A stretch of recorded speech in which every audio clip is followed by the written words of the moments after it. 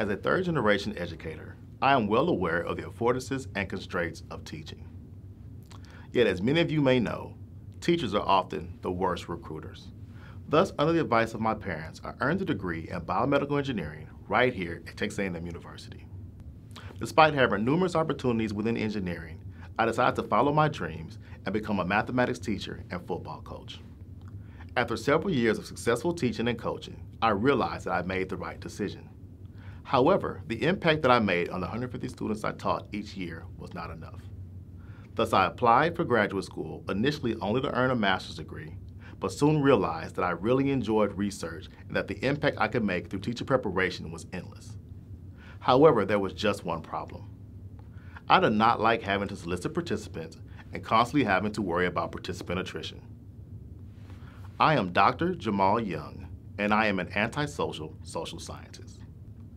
According to the Web of Science, there are over 22,000 studies published in the area of education in 2020.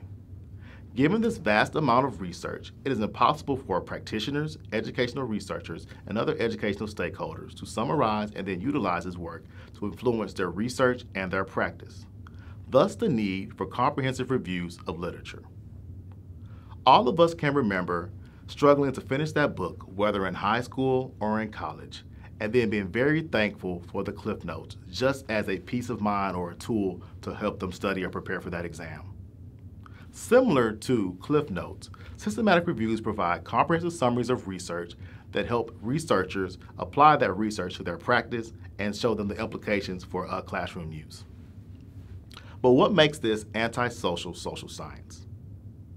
Social science is described as a study of human interactions and human beings. Oftentimes, social scientists will conduct focus groups, lead interviews, and provide surveys. Similar to traditional social science, during systematic reviews, I survey and interview studies.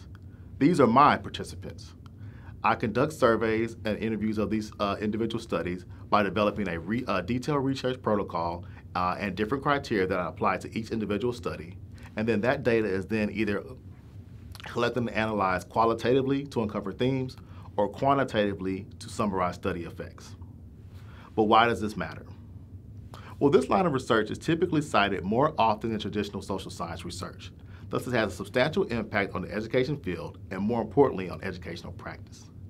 This impact is similar to the amount of students that actually read Romeo and Juliet compared to those who actually read the Cliff Notes. However, this line of research is not without its challenges. One substantial challenge to this research is that I have an unlimited number of studies to summarize and analyze. However, I'm limited by the focus of those studies.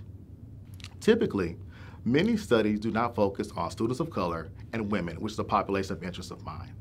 And oftentimes, many studies do not provide demographic data related to these groups, thus precluding me from using these trends in the future.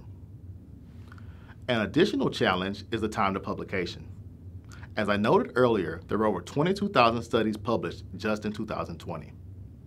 Thus, oftentimes when I prepare to submit a systematic review for publication, there are often new studies that have to be considered within that analysis. Finally, due to the comprehensive nature of this research, there are often studies in this area that are published that are twice as long as traditional studies. This often will deter non-academic consumers of research, such as teachers, from considering reading systematic reviews.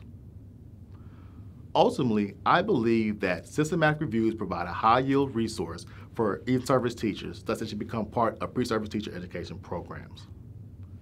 My goal is to connect educational researchers and pre-service teachers through systematic reviews.